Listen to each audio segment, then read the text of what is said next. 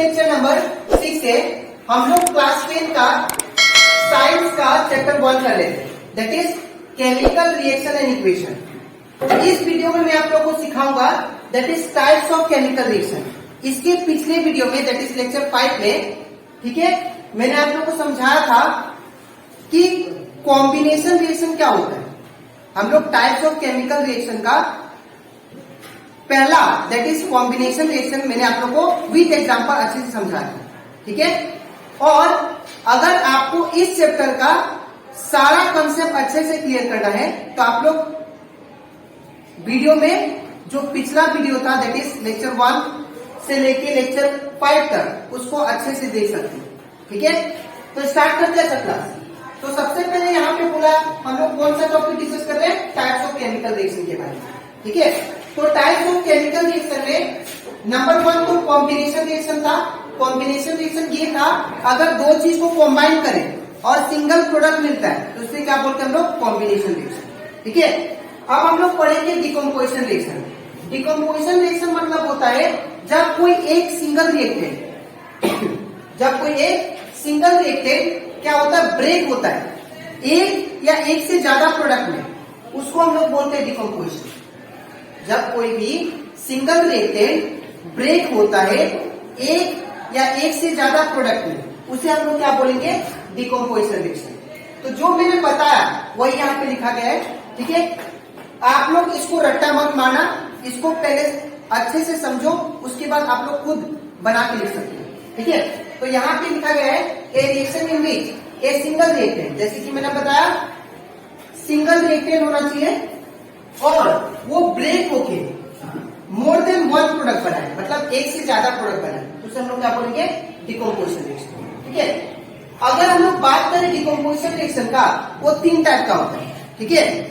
There are 3 types of decomposition reaction. Number 1 is thermal decomposition. पहला को क्या बोलते हैं, थर्मल। अब थर्मल मतलब क्या होता है, थर्मल का मतलब होता है हीट और डिकम्पोजिशन मतलब क्या होता है, ब्रेकडाउन। तो इसका मतलब ये है जो हीट की वजह से ब्रेकडाउन होता है रिएक्टेंट, उसे हम लोग बोलते हैं थर्मल डिकम्पोजिशन। जो भी रिएक्टेंट अगर हीट से टूट जाता है, ब्रेक हो जाता है, उसे हम लोग क्या बोलते हैं, थर्मल डिकम्पोजिशन। इसका डेफिनेशन लिखा है when the reactant is break by heat, ठीक है। जब वो रिएक्टेंट हीट से ब्रेक हो जाए तो उसे हम लोग क्या बोलेंगे, थर्मल डिकम्पोजिशन। और इसका एग्जांपल क्या है, that is decomposition of calcium carbonate. जब हम लोग कैल्शियम कार्बोनेट को अगर हीट देंगे, जैसे कि मैंने लास्ट क्लास आप लोग को बताया था, जो कैल्शियम कार्बोनेट होता है वो एक्चुअली किसका फॉर्मूला है, मार्बल का, ठीक है ना। ये किसका फॉर्मूला है, मार्बल का। अब जब इसको हीट करेंगे तो ये जो कैल्शियम कार्बोनेट है ये क्या हो जाएगा, ब्रेक हो जाएगा। किसमें हो जाएगा, दैट इज कैल्शियम ऑक्साइड, जिसको हम लोग बोलते हैं क्विक लाइम और कार्बन डाइऑक्साइड। ये किसके वजह से हुआ, हीट के वजह से हुआ। तो जो हीट से ब्रेक हो उसे हम लोग बोलते हैं थर्मल डिकम्पोजिशन, ठीक है। जब हम लोग कैल्शियम कार्बोनेट को हीट प्रोवाइड करेंगे तो किसमें टूट जाएगा, दैट इज कैल्शियम ऑक्साइड और carbon dioxide, that is quick lime and carbon dioxide, ठीक है। अब बात करते हैं हम लोग इलेक्ट्रोलाइसिस। अब ये वर्ड जो है इलेक्ट्रो मीन्स होता है इलेक्ट्रिसिटी और लाइसिस मीन्स होता है ब्रेकडाउन। तो जो इलेक्ट्रिसिटी के वजह से ब्रेक हो रिएक्टेंट, उसे हम लोग बोलते हैं इलेक्ट्रोलाइसिस। इलेक्ट्रो मीन्स इलेक्ट्रिसिटी और लाइसिस मीन्स ब्रेकडाउन। तो जो इलेक्ट्रिसिटी के वजह से ब्रेक हो उसे हम लोग बोलते हैं इलेक्ट्रोलाइसिस, ठीक है। और इसका एग्जांपल मैंने दिखाया इलेक्ट्रोलाइसिस ऑफ वाटर। जब हम लोग वाटर का इलेक्ट्रोलाइसिस करते हैं, ठीक है ना, तो क्या होगा, वाटर ब्रेक होके हाइड्रोजन और ऑक्सीजन दे देगा, ठीक है। जब हम लोग वाटर में इलेक्ट्रिसिटी पास करते हैं, यहाँ पे अगर हम लोग इलेक्ट्रिसिटी पास करें, करंट पास करें, इलेक्ट्रिसिटी, ठीक है, तो ये जो वाटर है वो क्या होगा, टूट जाएगा, किसमें, हाइड्रोजन और ऑक्सीजन में, ठीक है। अब हम लोग बात करते हैं दैट इज फोटोलाइसिस का। फोटोलाइसिस वो होता है, फोटो मीन्स होता है लाइट, ठीक है ना, फोटो मीन्स लाइट और लाइसिस मीन्स होता है ब्रेकडाउन। तो जो फोटो, अब हम लोग देखते हैं टाइप्स ऑफ केमिकल रिएक्शन का, दैट इज थर्ड टाइप, जिसको हम लोग बोलते हैं डिस्प्लेसमेंट रिएक्शन, ठीक है। अब डिस्प्लेसमेंट रिएक्शन मतलब क्या होता है? डिस्प्लेसमेंट रिएक्शन मतलब होता है अगर कोई बहुत ही ज्यादा रिएक्टिव, मोर रिएक्टिव एलिमेंट अगर लेस रिएक्टिव एलिमेंट को डिस्प्लेस करके खुद बैठ जाता है, उसे हम लोग बोलते हैं डिस्प्लेसमेंट रिएक्शन। जैसे कि मैंने लिखा यहाँ पे, reaction in which a more reactive element, जो सबसे ज्यादा रिएक्टिव एलिमेंट होगा, ठीक है, take the place of the less reactive element, ठीक है, वो क्या करेगा, जो मोर रिएक्टिव एलिमेंट होगा वो लेस रिएक्टिव एलिमेंट का जगह ले लेगा, ठीक है ना। Reactive element in a chemical compound, उसे हम लोग क्या बोलते हैं? Displacement reaction. जैसे कि मैंने एक एग्जांपल दिया है, और ये जो एग्जांपल है इसमें क्या दिया है, यहाँ पे आयरन ले लिया है, ठीक है। अब ये आयरन को जब हम लोग कॉपर सल्फेट सॉल्यूशन के साथ, जब आयरन को हम लोग कॉपर सल्फेट सॉल्यूशन में डालेंगे तो आयरन क्या करेगा, आयरन हो गया मोर रिएक्टिव, ठीक है ना। आयरन क्या हो गया? More reactive. अब ये क्या करेगा, लेस रिएक्टिव कौन हो गया? कॉपर। इसको कॉपर को हटा के खुद जाके बैठ जाए, ठीक है। आयरन जो हो गया वो मोर रिएक्टिव एलिमेंट हो गया, ये क्या करेगा, कॉपर को जाके हटा देगा। क्यों? बिकॉज कॉपर क्या है? लेस रिएक्टिव एलिमेंट है, ठीक है।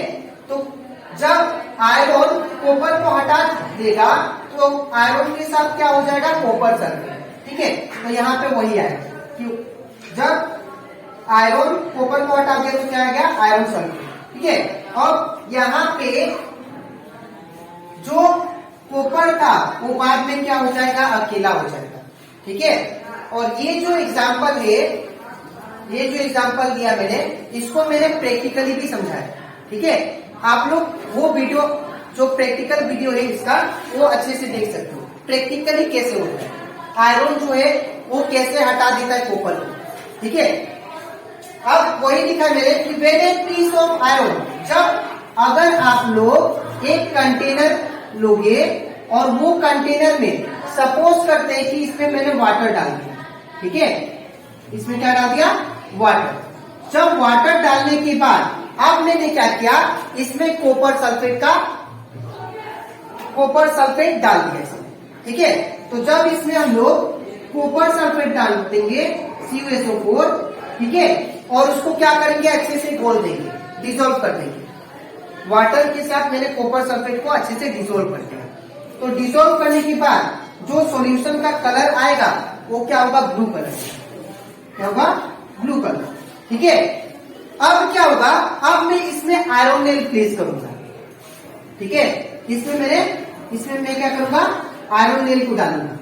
तो जैसे ही मैं आयरन नेल को डालता हूं, ठीक है, जब मैं आयरन नेल को डालूंगा तो 20 मिनट्स के बाद ये आयरन नेल के ऊपर, याद रखिएगा, ब्राउन कलर, ब्राउनिश लेयर जम जाएगा, ठीक है।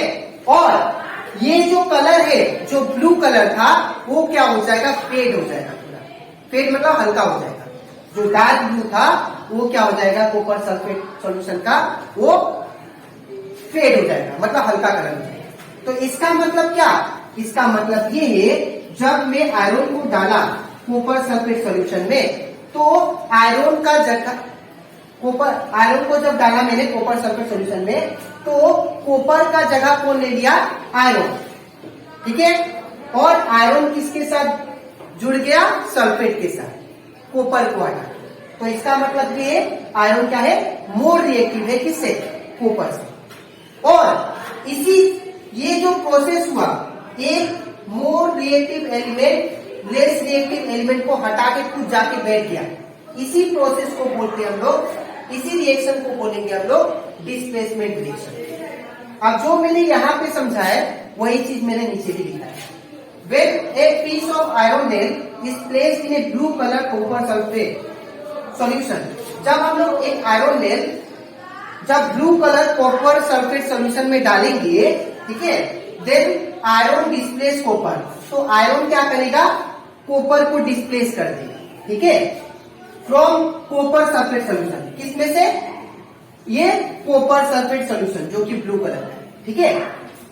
And colour of the copper solution become fade. क्या हो जाएगा? फेड हो जाएगा, ठीक है ना, बिकॉज आयरन नेल क्या है, रिएक्टिव है, आयरन क्या होगा, रिएक्टिव, एंड आयरन नेल का कलर क्या हो जाएगा, ब्राउन कलर, ठीक है। तो यहां पे ये जो आयरन है ये क्या है, ज्यादा रिएक्टिव है कॉपर से, इसलिए इसको डिस्प्लेस कर दिया।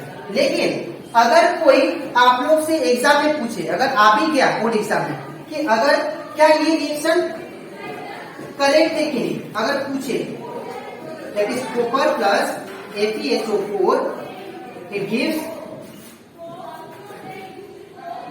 Cu, copper plus FeSO4 plus CuSO4 plus Fe, तो ये क्या रिएक्शन करेक्ट है, तो याद रखिएगा ये रिएक्शन करेक्ट नहीं है, बिकॉज कॉपर जो है ये लेस रिएक्टिव है। तो अगर लेस रिएक्टिव है, अगर ये कमजोर है, तो मोर रिएक्टिव को कैसे हटाएगा, ठीक है ना। तो ये क्या करेगा, ये जो लेस रिएक्टिव है आयरन को डिस्प्लेस नहीं कर सकता, तो ये जो रिएक्शन होगा क्या होगा, इनकरेक्ट होगा। लेकिन ये रिएक्शन करेक्ट होगा, बिकॉज ये आयरन कॉपर को आराम से भगा सकता है, लेकिन कॉपर आयरन को हटा नहीं सकता, ठीक है, बिकॉज ऑफ रिएक्टिविटी। तो आज के वीडियो में दैट इज लेक्चर 6 में मैंने आप लोग को एक्सप्लेन किया डिकम्पोजिशन रिएक्शन के बारे में विथ एग्जांपल, और मैंने उसके टाइप्स भी बताए, और टाइप्स में मैंने बताया कि थर्मल डिकम्पोजिशन किसे कहते हैं और फोटोलाइसिस किसे कहते हैं, ठीक है, और साथ ही साथ इलेक्ट्रोलाइसिस के थ्रू डिकम्पोजिशन कैसे होता है, ठीक है। और मैंने आप लोग को एक्सप्लेन किया दैट इज डिस्प्लेसमेंट रिएक्शन हम लोग किसे कहते हैं, और कौन सा एलिमेंट मोर रिएक्टिव है और लेस रिएक्टिव है, ये हम लोग रिएक्टिविटी सीरीज हम लोग नेक्स्ट वीडियो में देखेंगे, बिकॉज वो रिएक्टिविटी सीरीज इसलिए इंपॉर्टेंट है, हम लोग को पता नहीं होता है कि कौन सा एलिमेंट डिस्प्लेस करेगा कौन सा नहीं, ठीक है। तो उसके लिए आप लोग को रिएक्टिविटी सीरीज पढ़ना बहुत जरूरी है, ठीक है। तो अगर आप लोग को रिएक्टिविटी सीरीज का कंसेप्ट क्लियर करना है तो आप लोग नेक्स्ट वीडियो के लिए वेट कीजिए। तो आज के लिए इतना ही, मिलते हैं नेक्स्ट वीडियो, तक के लिए।